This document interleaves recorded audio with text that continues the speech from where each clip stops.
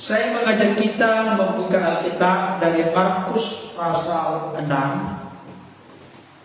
ayat 45 sampai 52. Saya berharap Bapak Ibu Saudara membuka hati dan segenap hidup kita kepada Tuhan berfirman melalui khotbah pemberitaan firman pada saat ini dengan satu topik atau tema, buang hati yang degil itu sangat berbahaya. Markus 6 ayat 45 sampai 52. Saya bacakan untuk kita. Sesudah itu Yesus segera memerintahkan murid-muridnya naik ke perahu dan berangkat lebih dulu ke seberang ke Betsaida. Sementara itu ia menyuruh orang banyak pulang. Setelah ia berpisah dari mereka, ia pergi ke bukit untuk berdoa.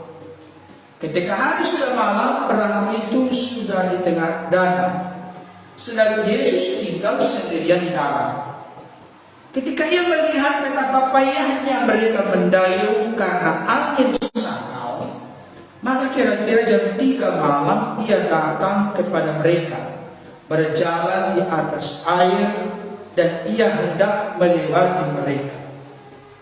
Ketika mereka melihat dia berjalan di atas air, mereka mengira bahwa ia adalah hantu. Lalu mereka berteriak-teriak, sebab mereka semua melihat dia dan mereka pun sangat terkejut. Tetapi segera ia berkata kepada mereka, "Tenanglah, aku ini, jangan takut." Lalu ia naik ke perahu mendapatkan mereka, dan angin pun reda.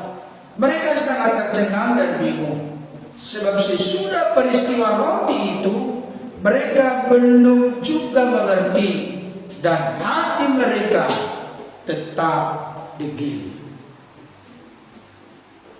Sejauh itu pembacaan firman Tuhan. Yang berbahagia adalah setiap kita yang mendengar firman dan yang setia memelihara dalam hidup kita hari lepas hari. Amin. Bapak Ibu Saudara, kita akan bertitik tolak dari ayat 52. Mari perhatikan Alkitabnya. Ayat 52. Sebab sesudah peristiwa roti itu mereka belum juga mengerti, dan hati mereka tetap degil. Mereka yang dimaksud di sini tentunya adalah murid-murid Yesus. Dan biasanya yang lebih menonjol murid Yesus itu adalah yang 12. Sekalipun saya perlu ingatkan kepada kita, murid-murid Yesus bukan hanya 12. Ada juga pernah diutus 70 murid.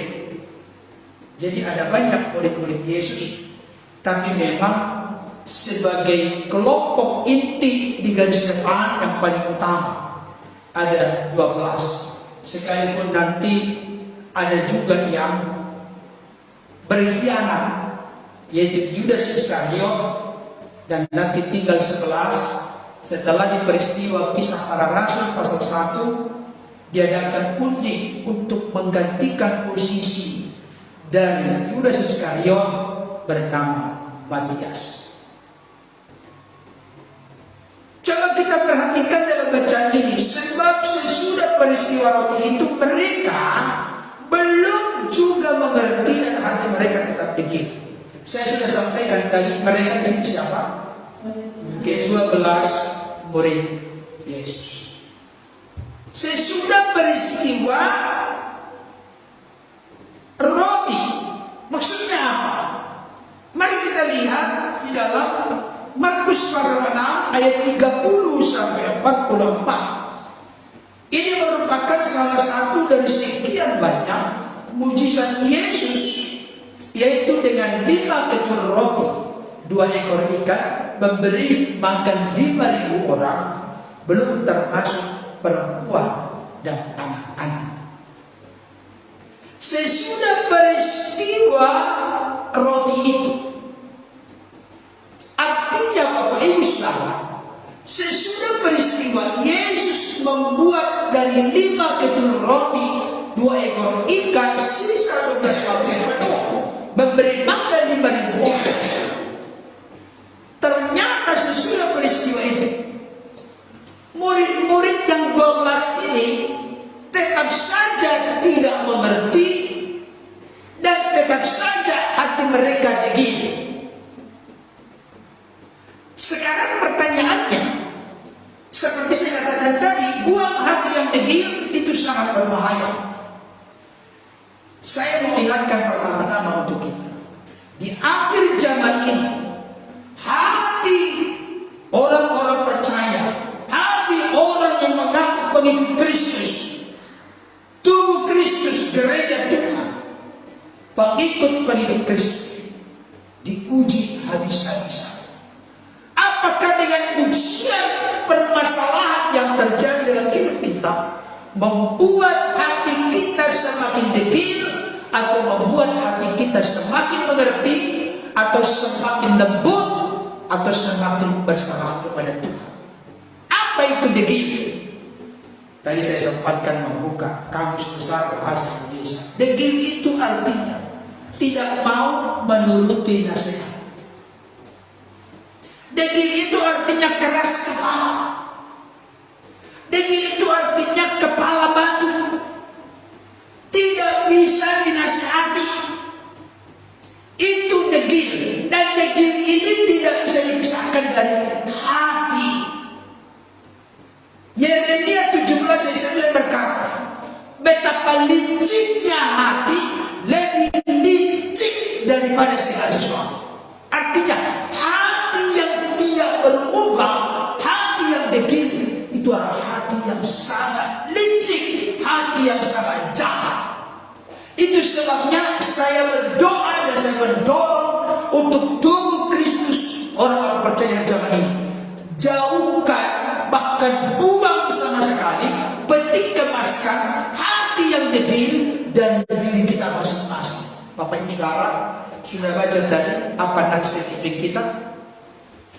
Jadikanlah hatiku tahir ya Allah, dan berbaharuilah batinku dengan roh yang teguh. Alkitab berkata, Bapak Ibu Saudara, dalam Amsal 4 ayat 23, ada yang ingat? Jagalah hatimu dengan segala kewaspadaan, karena dari situlah, apa kata situlah di situ? Hati. Ya, harus tenang. Karena dari situlah, dari apa? Hati. Karena dari hatilah terpancar segala kehidupan. Jadi bagaimana kehidupan kita kini dan ke depan tidak bisa dipisahkan dari kondisi keadaan hati kita. Apakah hati kita masih ada hati yang degil, hati yang keras, hati yang memberontak, atau hati kita sudah mulai dibebah, sudah mulai dibentuk, sudah mulai disucikan, sudah mulai dimurnikan oleh Tuhan? Yohanes 17 ayat 17 berkata apa? Kuduskanlah mereka dengan kebenaran, firman-Mu adalah kebenaran. Berarti hati yang degil, hati yang keras, hati yang memberontak, hati yang suka sepele dengan nasihat, hati yang membangkit ini hanya bisa disucikan, dikuduskan, dimurnikan oleh Tuhan melalui kebenaran firman Tuhan. Jadi Bapak Ibu Saudara, perhatikan yang baik. Kalau hatimu dan hatiku ingin berubah, saya mau sampaikan, miliki hati yang terbuka, hati yang merendah. Dan saya kasih tahu, Yesus pernah berkata, dari hati orang timbul segala sesuatu, karena apa yang keluar dari mulut meluap dari hati. Jadi hati ini menjadi penentu. Makanya pemazmur berkata, dalam hatiku aku menyimpan janjimu, supaya aku tidak berdosa terhadap Engkau. Hanya hati yang kosong dan hampa, hati yang tawar dan gersang akan firman adalah hati yang dingin. Kalau hati kita ini selalu terbuka, seperti Yesus berkata dalam khotbah di bukit, berbahagialah orang yang lapar dan haus akan kebenaran, sebab mereka akan dipuaskan.